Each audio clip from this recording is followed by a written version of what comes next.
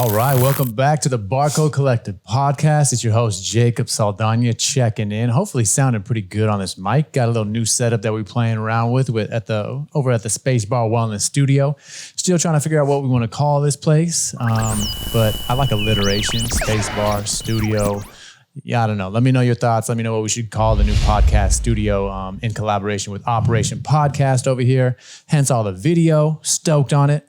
Almost as stoked as I am to have my guy Ant Woods on the mic with me. What's up, my G? Man, I'm so excited to be here and be chatting with you, bro. It's the highlight of my Saturday, man. I'm happy to be here. Thanks for having me. Oh, man. Like, we've been able to kind of hang out a few times here now, just, you know, through knowing Tori White. That's how we kind of got connected. Absolutely. So every time I see you, I knew I was going to have you on the mic. So I'm like, I'm not even going to talk to this motherfucker right now. I'm not even going to share much with him right now.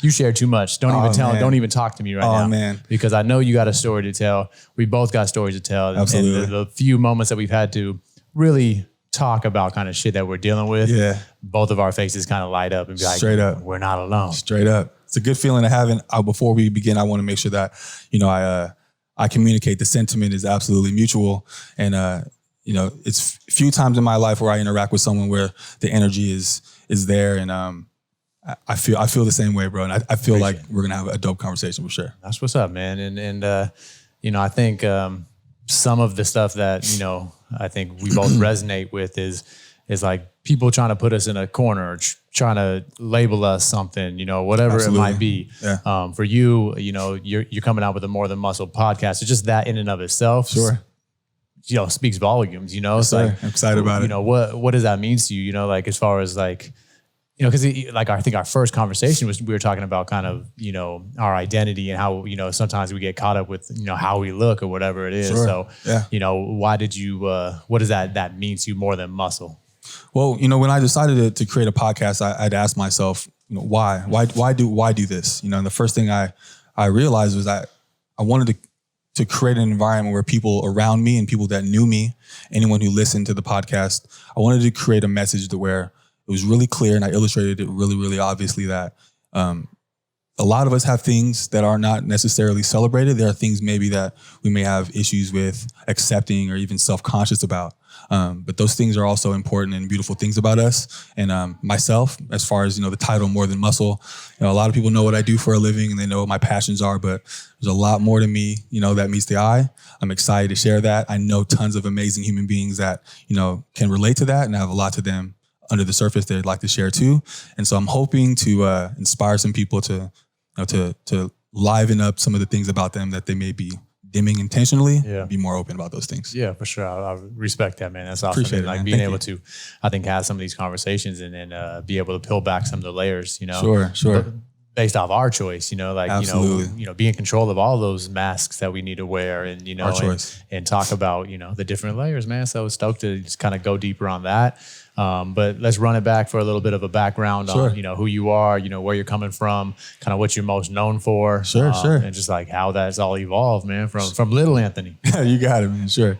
I was naturally a really quiet kid, athletic, grew up playing sports, and I used athletics and, you know, team sports as a way to mask how quiet I was or how insecure I was about a lot of things. So I played basketball really early and advanced in basketball pretty quickly. Got to college, played basketball in college, but through high school, I started exercising just because I needed to be stronger for sports. Right. So being introverted and being, you know, really, really heavy into comic books and, you know, having a lot in common with, you know, Magneto and the likes of the Incredible Hulk and these types of characters that I related to. Once I began exercising and recognizing that through genetics and, you know, nutrition and exercise, things like that, I could mold my body and kind of emulate some of the characters that I began to look up to. And when I got to college, I realized really, really easily that I appreciated training more than I liked actually playing basketball at all. Right. And so just stopped playing basketball and just started training the way I wanted to. I always saw bodybuilding as a sport. I'm sorry, as an art form, never really as a sport. I'm not too competitive at all. Yeah. But I always saw bodybuilding as a sport, so I would go to these contests and just observe the environment. Just by showing up a lot, I would get asked if I was going to compete and when I was going to get on the show and get in stages and stuff. Hopped into contests and it moved kind of rapid for me. I earned my pro card and really, really quickly, he was on the Olympia stage, and things began to take off after that. That's what's up, man. Yeah. I mean, I'm always impressed, you know, like, because I look back at kind of my childhood, and like, I'm always just like, you so passionate about, say, comic books or whatever it is, Sure. you know, being able to kind of tie things back. You know, I sometimes struggle with who I was when I was younger. Like, Sure. I don't have all these memories, you know. So I try to, you know, and that's tough when you are trying to figure out who you are and why you do the things that you do now. When I don't know if I blacked a lot of shit out or what. I relate to that a lot, man, because I don't remember a vast majority of my adolescence. I remember certain things, but I have a younger brother, and he remembers things that just are not present. They're just, that chapter is just not there. Yeah.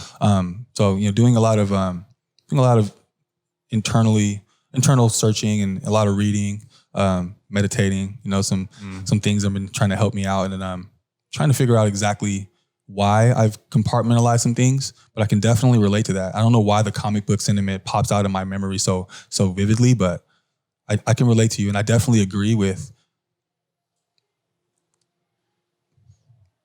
being able to recall some of those experiences, because they're absolutely present in how we live our lives as adults. Yeah. Whether or not we can reach back and tap them consciously or not, they're present. Yeah. I believe you 100%. For sure. For sure. So most of your notoriety at this point comes from a lot of the bodybuilding stuff, right? Yeah. So it's like, that's such an interesting world, you know, like people go so hard. I mean, people shape their entire lives around that. Absolutely. Not only just people that are getting on stage and competing competitively, but like the trickle down effect of people being looking up to those athletes. People just start living their normal lives with that level of, again, like it's not really a competitiveness, but it's more just like thinking that that's what's needed. That's what the epitome of health is, or whatever. I would call, like, at least for the competitive thing, it's like an intensity, almost like a 24/7 way of switching on. And if that's what you're referring to, and I agree with you. I think there's a misunderstanding that, at least I can speak for myself. I can't speak for everyone, but in order for me to prepare myself to stand on a stage like that, the stage needs to be one of the most important things in your existence. It has to be. I think anyone who competes and does anything at the top of the level of any other human beings on the planet are going to agree with me. When I compete, I was on the Olympia stage 3 consecutive years, and I can tell you that there's absolutely no like half-stepping. There's none. The people I'm on stage with are not skipping a beat, you know? And you can't necessarily live your life that way every day. That's not healthy. You're going to crash and burn at some point. It's just a matter of time. Yeah. Yeah. Yeah. So, I mean, when you said, like, even through college and playing sports, you know, you always were in love with the training. So, you know, now, like, basically, I mean, you're in love with the process, not necessarily the result. And that's such an amazing quality you have. And ultimately it allowed you to kind of, I think, not necessarily walk away from bodybuilding, but not have that whole identity tied up like others do. Absolutely. Do you see yourself consistent in that, like, throughout your life, or there's some things where you're just like kind of dwelling on the outcome and not really enjoying the process? Ooh, you know what? That's a really man. What a question. Holy smokes. Something I ask myself every damn day. So, geez, brother. Well,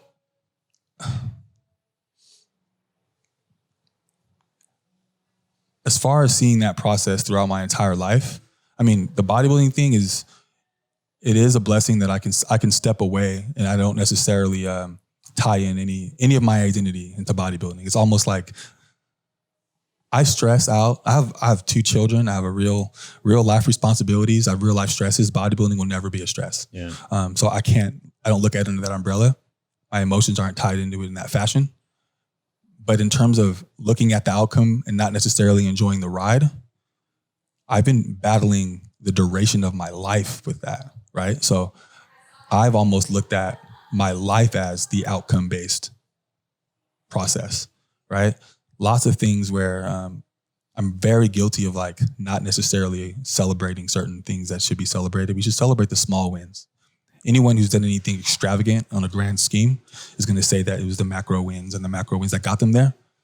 I have a really difficult time recognizing those. My best friend, Katie Taylor, does a great job with helping me recognize those things. But yeah, to answer your question, I'm in such go mode sometimes where it's really difficult for me to like stop and go, holy smokes, like this is cool.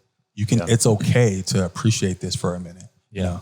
You know? Yeah. There's moments of that. I mean, what if these guys that are super successful and like accomplish major ass things, they're reflecting back and they're giving that advice about enjoying the small things, but low key, they didn't the entire time. And that's why they constantly sought more, constantly chased more. And that's what I find in myself. Not that I mean, again, I don't even know what I'm trying to accomplish most of the time, right? But it's just like, I sure as shit do not pat myself on the back. I do not pat those that are really close to me on the back. You know, there's a certain level of expectation where it's just like, you just do those things.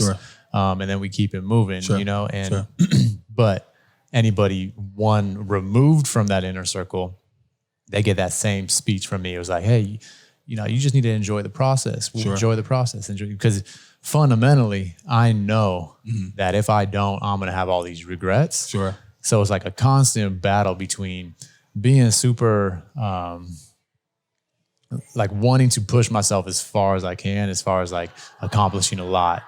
But then knowing that I'm missing out on like a lot of happiness and a lot of like just present moment, you know what I mean? So it's like, how do you have this level of ambition while still staying present? Because ambition is living in the future largely. It's like, what do I do right now to make get this later? Absolutely. So it's like, sure, there's a present component of it, but that's you're working. That's a work. You're working in the present for this ambition.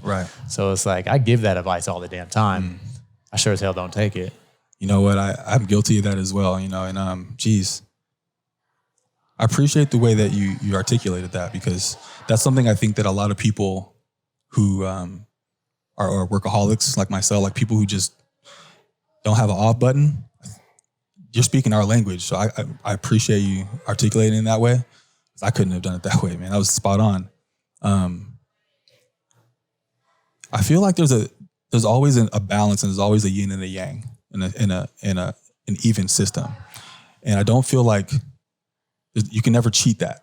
You know, I think the people that need to learn to enjoy life, that's the deficit. Is clearly you need to pull back. The people, like, it's kind of like our friend Nuncio was mentioning earlier, where, you know, some people learn to make time for themselves later on in life because they've been fucking grinding their entire life. And then some people have just the opposite, where they've got so much time, they have to cultivate the discipline to move forward. I feel like to some, the grass is always greener, but I know some people that, I'm guilty of that. I feel like that's a blessing and a curse that we both share. Yeah. But I feel like many people are envious of that. Yeah. I mean, and that's the thing, like you said, the grass is greener. So the people on the other side of it, you know, they're wanting all of what they're seeing right now, but they don't have any idea of what it actually takes, what relationships are getting left aside, what friendships are getting left, what hobbies are getting left. You know, it's like, fuck, dude, like I didn't necessarily consciously choose any of that, but now fast forward 10 years and here it is. And like, part of it is like, okay, if you had all the success, whatever the hell that even means, would it be worthwhile? And then you get to wherever you are and you look back and it's like, nah, you know, now you're here and you're just got none of that. You know what I mean? And that's when you ultimately need somebody to lean on, and you're like, damn, man, you know, like I didn't put in the time in many friendships, and you know, all my friends they're still around. You know, they're still there for me if I needed anything. But it's like I look around and, you know, it's me and my girl and now my 2 dogs. You know what I mean? And it's like this smile that I put on my face. Absolutely. You know? So yeah, it ain't always pretty. No, not at all. But I think just in listening to how you're reflecting on that, I think throughout the process of, you know, like I said, cultivating this, I like to call it this blue collar work ethic, this laser beam work ethic, man. Like, I think focus is a skill. You know, you spent more time sharpening your blade than, you know, allocating your energy elsewhere. I feel like you acquired some wisdom in doing that. The wisdom is the deficit of having certain environment and certain people.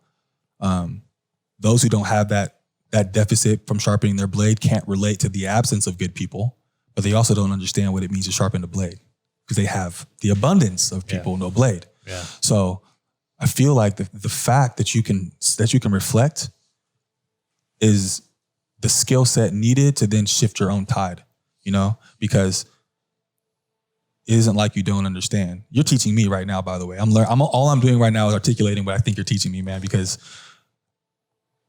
if somebody was to be like, hey man, I need you to focus on a contest and just focus on a contest, or I could do that on a handstand underwater. I can focus easily. Can I pull back and check on my friends and check on my family? Can I check? It sounds weird. I can forget about some of the most important things in my life if I'm focused on that, And I think Jordan had that sentiment. I think any extraordinarily focused individual, yourself, can feel that way. But not everybody knows how to stop and go, it's just me and my girl and my dogs right now. Yeah. Not many people can do that. Many people will go, fuck them. You know what I'm saying? Yeah. I need more stuff. They're haters.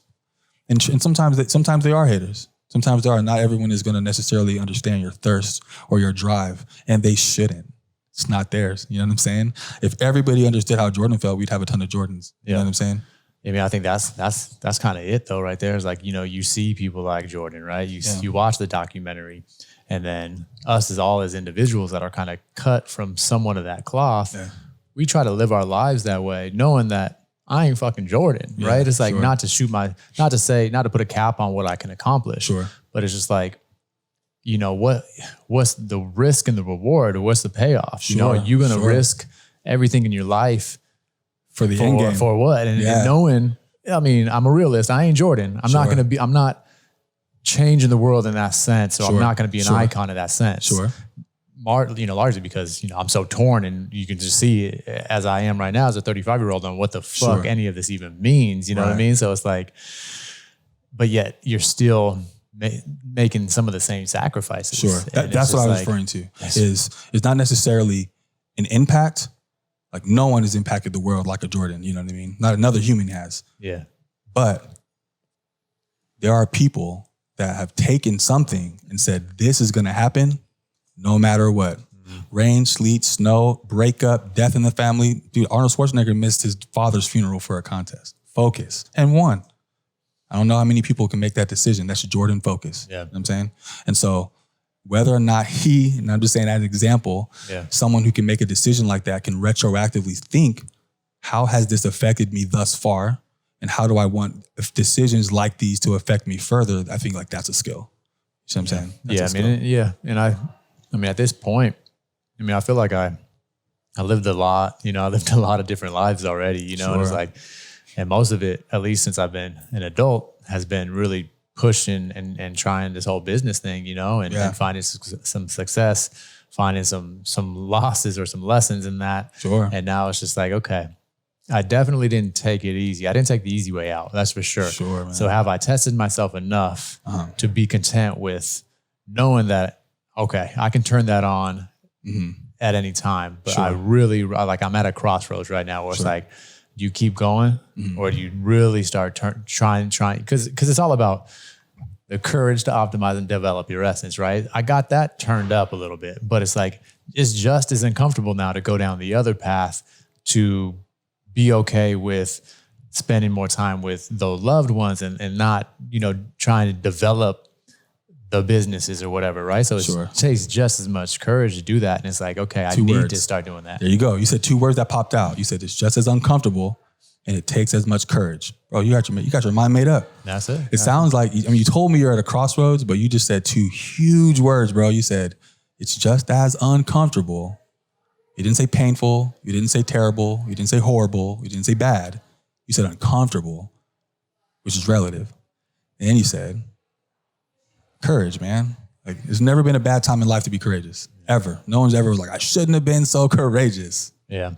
So now I'm thinking like, I love it, dude. Can I do them both though? Like right now, I'm like, can I do it? So right now, I think I'm on that phase, that crossroad where it's just like, all right, let's see how long I can do it both. I'm just kind of like the legs are starting to split aside. You know what I mean? It's like, all right, let's see. Because again, like we have all the tools that we need need, right? So it's like I thought about, hiring a coach, very recently. Sure. I'm not sure what kind of coach I want. More so just kind of an accountability coach to kind of help me get my shit right. To work some of these things off, like whether any kind of therapist or coach or fucking epic trip on shrooms, all of it is just you come into your own conclusions. They're just there to kind of bounce these and give you different perspectives. So, I was just trying to come to terms with it, trying to hire a coach because like things are starting to be like repetitive in my life. A lot of the same shit's happening, and it's like, God damn, keep making the same mistakes, whatever. And it's like, I don't want that to continue to happen. So what's going to change, New perspective. Me investing in, X amount of dollars in somebody. It's like, I just can't quite turn that page yet because I know I'm capable of doing this. And I don't know if this is a fear of asking for help, but I know, so it's like, all right, 30 days, man, you know what you need to do. If you're not doing this in 30 days, and it doesn't need to be massive. If you're not getting you 3 to 4 workouts in a week in 30 days, then you ain't doing your shit because you ain't making time for yourself. And that's the biggest thing right now is to make time for yourself outside of the businesses, whether that's the gym. Okay, we'll start there for 30 days. Let's get those workouts back in. All right, then we maybe move on to Laura. Not that, the gym's more important than Laura, but it's like, all right, if we're not hitting the gym now 3 days a week and we're spending at least one day with Laura, then, so it's like, I got the tools. I got to prove it to myself that I can do it. And if I can't, then, we really seek out that help. I think you got a system, man. Like there's nothing, I mean, more than me. We've had conversations about, seeking help and talking to others and things. And you have a system and you have a plan and you have a plan to back up the plan. And it sounds to me, bro, like everything you're speaking about these are priorities, like real life priorities, man. And I'm applauding you, dude. I look up to you in a lot of ways. I think I told you that before. Appreciate that, man. Thank you. It's difficult for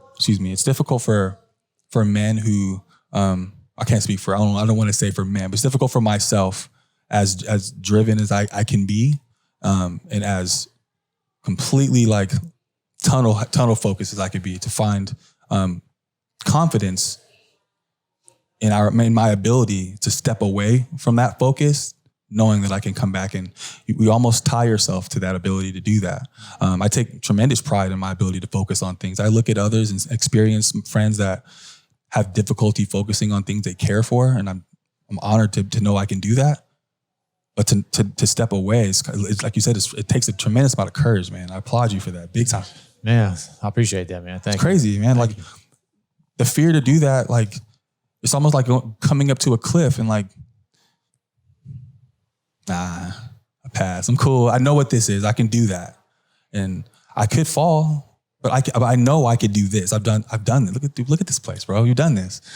I'm just like, I'm inspired, like tremendously inspired by it. Appreciate that, my dude, man. And vice versa, man. I see some of the things that you're putting in play. Appreciate it. We talked about the podcast. Now we're here. We're starting to launch your show as well.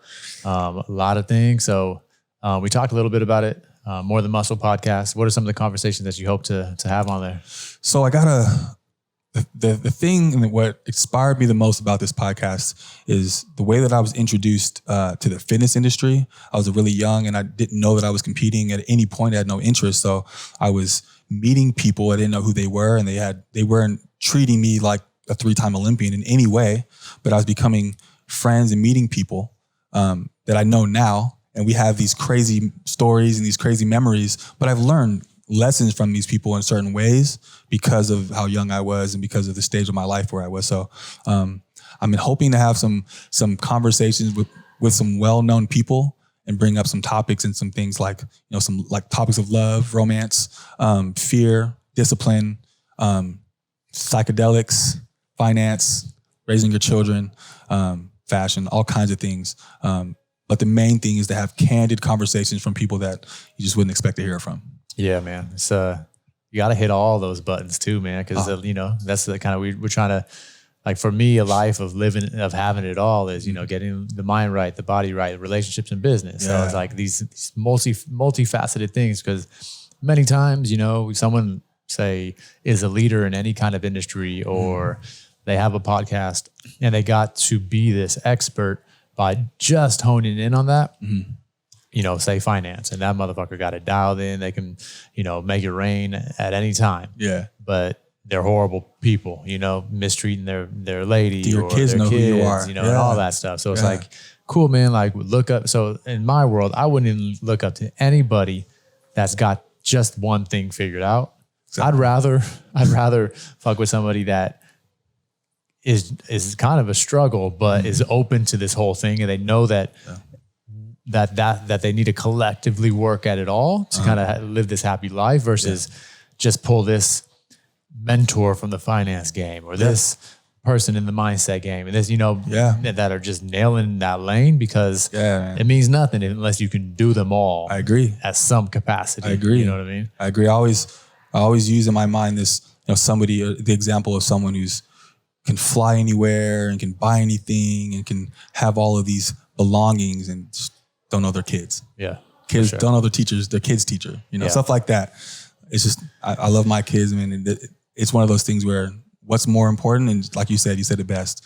It's all right to struggle. Everyone has these struggles, but are you focusing on the things that have the most value in your life? Yeah. And, you know, I think we're both kind of aware of that. And even though, you know, we're, you know, looking at social media and we're seeing that, it's still damn near impossible to not see those images of that person on the private jet and think that that's what it is, you know? It's damn near impossible. So yeah, we were watching, I think we talked briefly about it, but The Social Dilemma. Oh, right. Know? So this is on Netflix, the show. It's basically the creators of social media, you know, basically like the people who very early on creators of Facebook, Instagram and all of that, like, you know, executives or whatever, the people who created all this social media. Like brick and mortar, like put it together. Yeah, they put it all together, you know, why they did the like button the way they did, you know, their intentions behind it all were relatively good. Sure. And this is the dilemma now, you know, and where they're all stepping back. They've all left those companies. Some of them maybe still, no, they're all left them. And they're just like so fearful of what has been created because it's just literally has taken over everything. So I took some edibles before, right?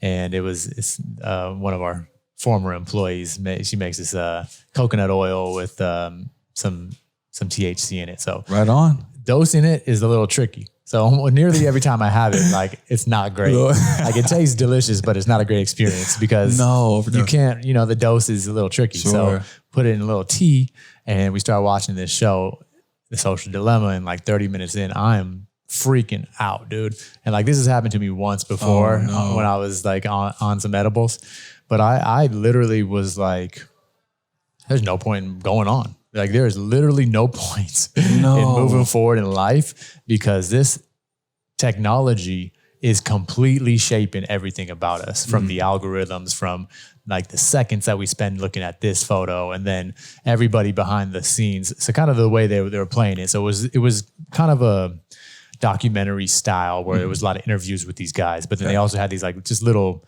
kind of movie clip, and where it was like this teenage kid who was and then this teenage kid that was kind of going through his life or whatever, and how social media played it. But when they were looking at like the phone, rather than just the phone being here, on the backside of the phone was like three people at like a console. Okay. You know, so they all look the same. They're all this person, but one was playing up the ads over here. The other was playing up, what's going to get his attention. And the other one was playing this thing. So manipulating him. Yeah. Just basically we see our phone as a phone, but on the backside of this phone is major computers, engineers, everybody there geared towards selling us shit. And not only selling us shit, but shifting our mindset so that we buy shit. And it was just this crazy, gnarly rabbit hole that is really happening. But I was, you know, again, high and just like, it just was real. Like, I was like, you know, felt so out of control.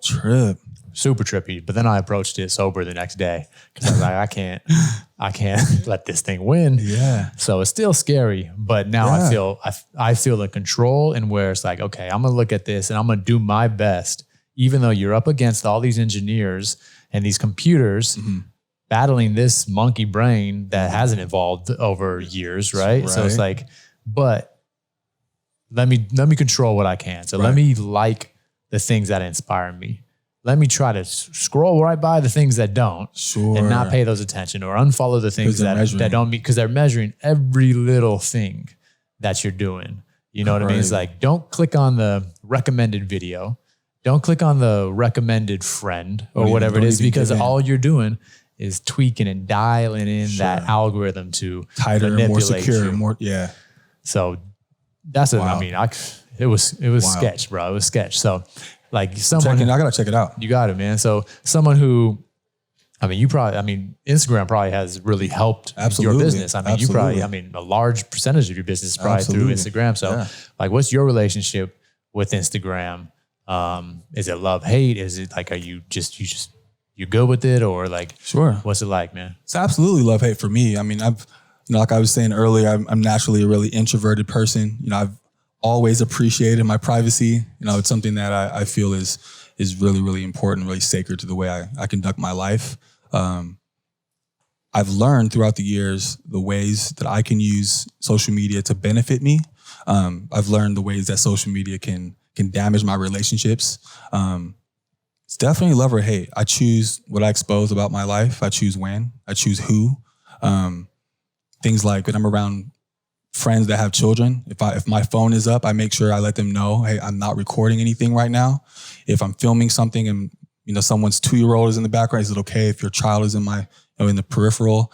I just don't play around with stuff like that. Any women I'm around, I'm always courteous and stuff like that. But in terms of like my attention span and stuff, I don't spend too much time looking at what others are doing unless I need to check on a friend or I know something's taking place and I want to support. But truth be told, I use Instagram to give as much positive energy as I possibly can. Like, you can encourage somebody with like a couple of thumb twitches, you know what I'm saying? And strangely enough, people spend a lot of energy and a lot of emotional attention on what they get out of social media. And you can make someone feel like $1 million authentically. Yeah.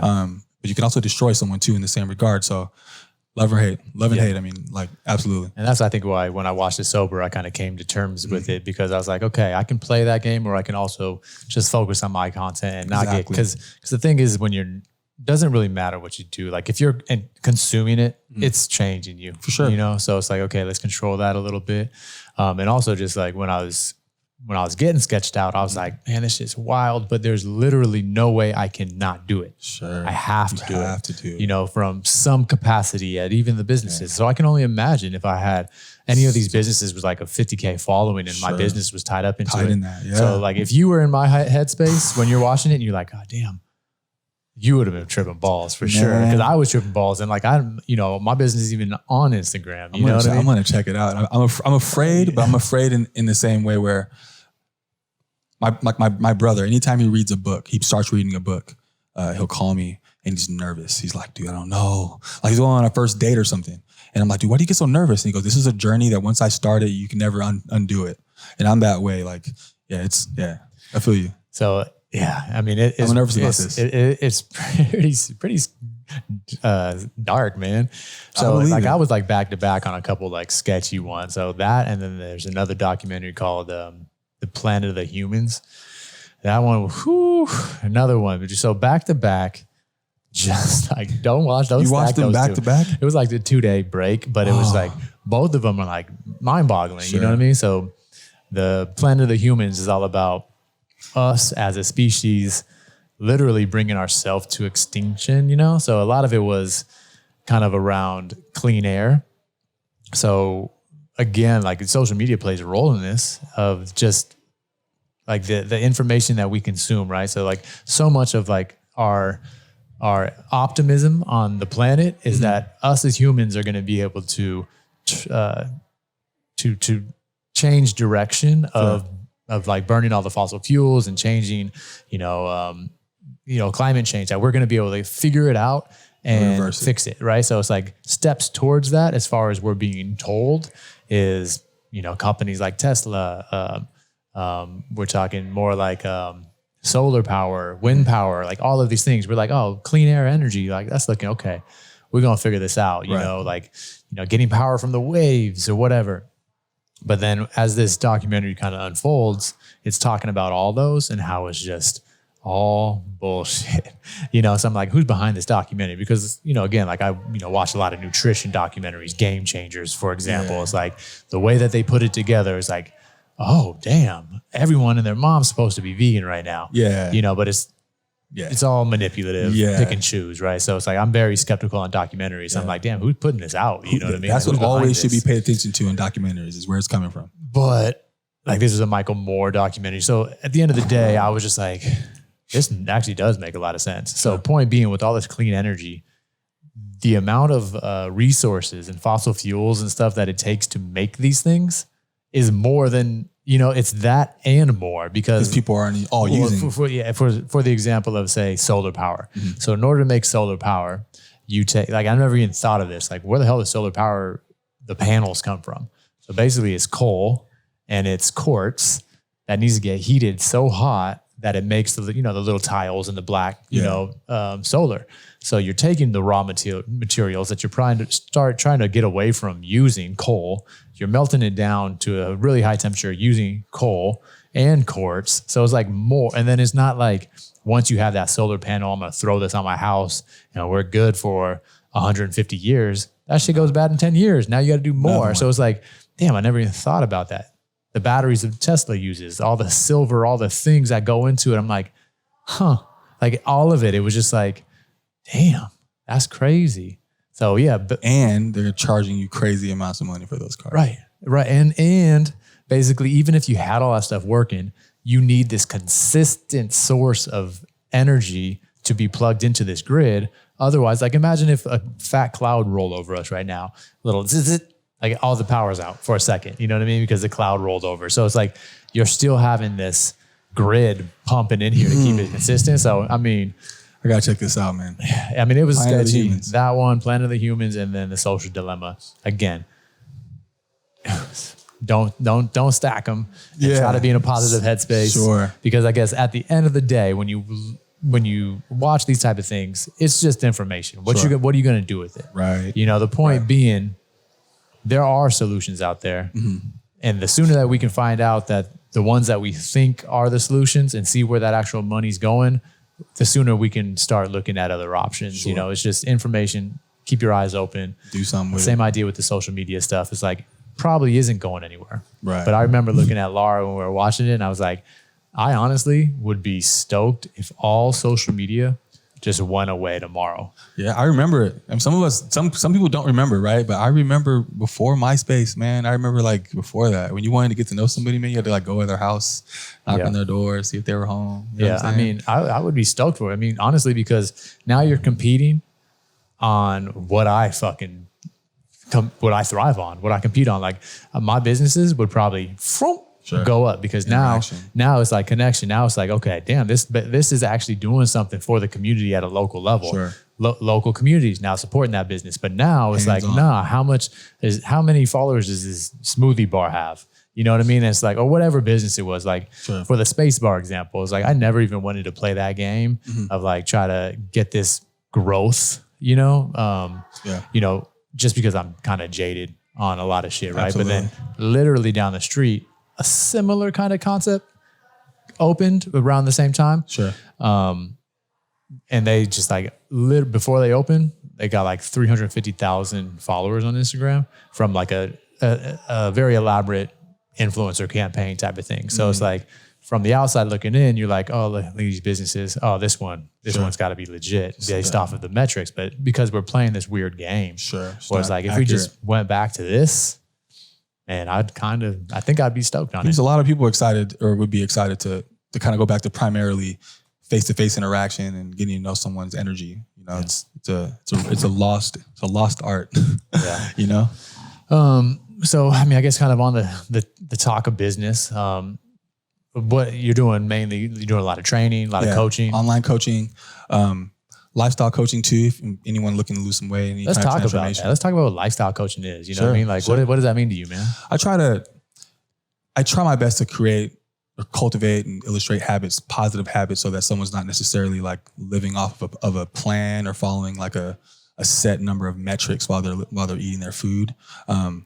I choose to do that because this is my art form, but I don't think it's optimal for anyone to live in their life that way. So ultimately, it's me getting to know my client on a more personal level, things they do on a daily basis, things they enjoy doing, obviously things they enjoy eating, places they enjoy going. I try my best to illustrate some things that they can kind of place in their life that can put them where they want to be, where they don't have to necessarily make crazy amounts of changes and be uncomfortable. Yeah. Making changes and being uncomfortable for a period of time is necessary. But I just try my best to do that, and also teach and build, not necessarily build it a necessity. I don't want to be needed. You know what I'm saying? Yeah, and I love the idea of lifestyle coaching because that's what all this is. Yeah. You know what I mean? The goal should hopefully be balanced, right? Yeah. So it's like if you're just giving somebody, say, a meal plan, any kind of restricted diet, unless they're competing for something specifically or trying to train for a wedding, even at that point, it's like, okay, what about after you get married? Yeah. You know what I mean? Then what? Like you guys both want to show up for each other and, stay fit and healthy. Like you gotta let yourself go after the marriage. So point being, any kind of restricted diet that anybody's putting you on, it needs to now be a consistent restricted diet. If you're having some sort of meal replacement smoothie, you're always going to have that meal replacement smoothie, or unless you figure out how to integrate this stuff to your life. Yep.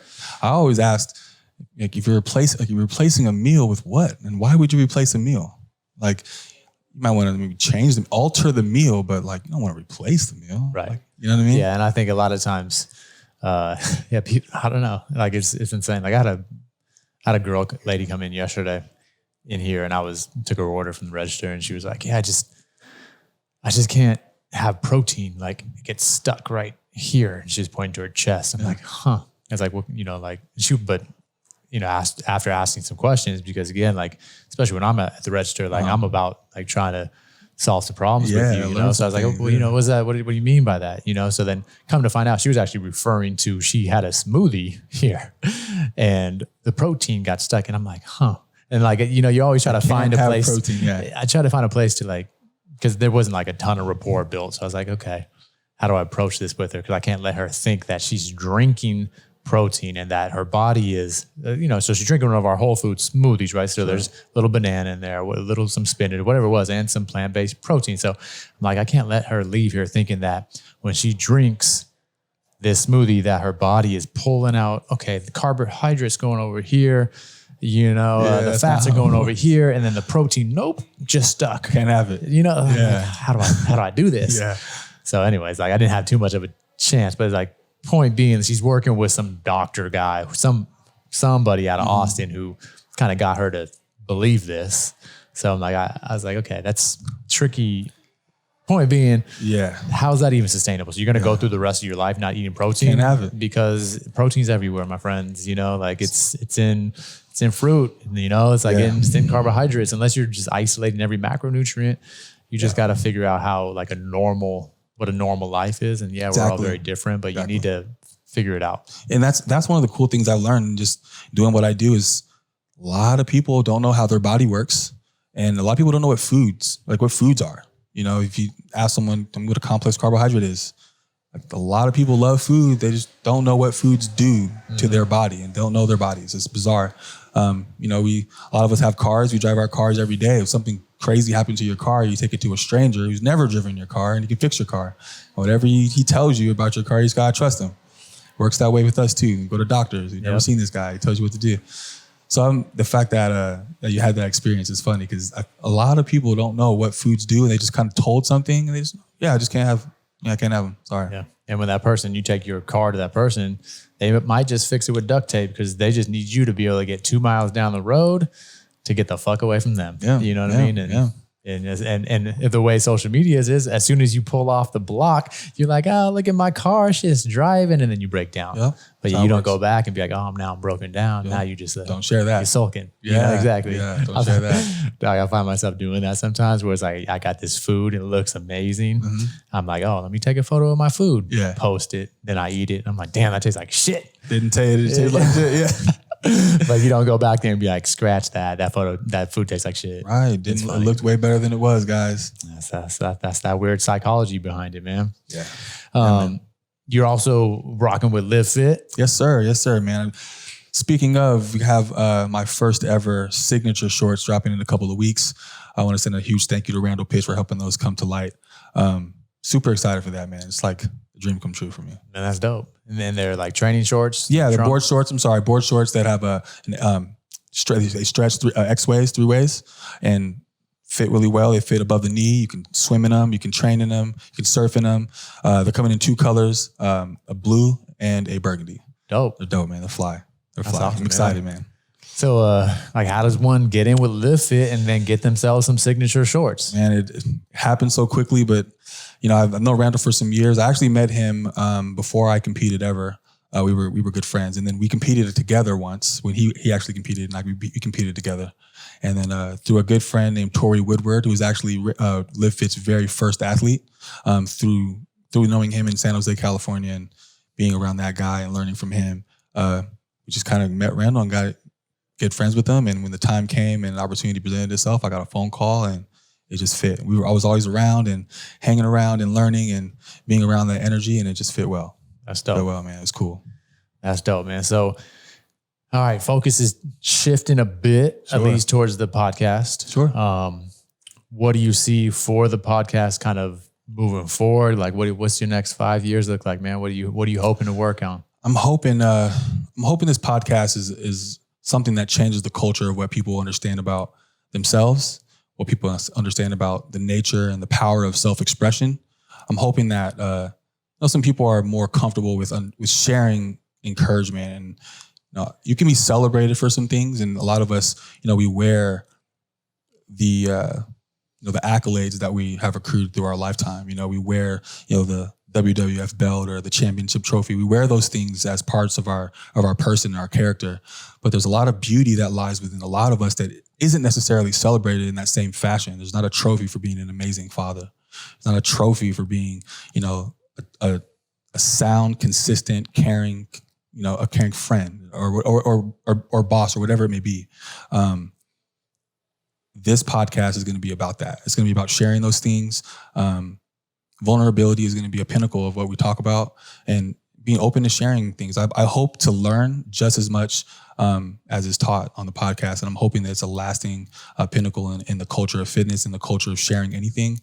I hope it's not really fitness related at all. I definitely want to speak to different topics and kind of get away from what fitness is all about. But I'm hoping it's a big deal, and I'm hoping people feel welcome, and I'm hoping to create a culture. Absolutely. I feel that, man.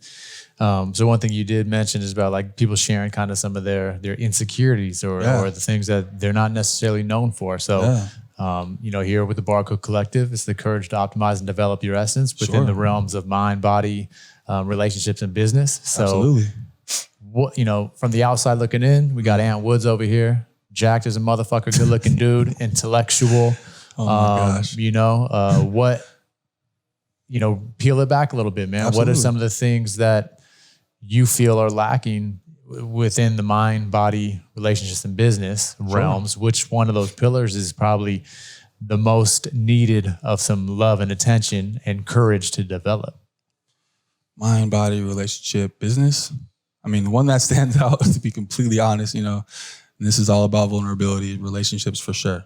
Like we kind of spoke about earlier, is I've always been someone who had a goal or had something to focus on. I was really young, and my dad, I was playing video games or something, and my dad, I might have been like 3rd or 4th grade, but basketball, athletics is really big in my household, and he walked by, and he saw me playing video games, and he looked at me and he goes, "The kid who's working for your basketball scholarship isn't playing Mario right now."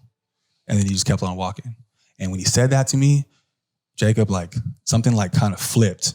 And from that point, I could never just chill for too long without that iPhone app running in the background. So that kind of mentality and that method of navigating my life, it suffered. My relationships suffer greatly, and I don't always know when to pull away. A certain kind of person, certain kind of woman,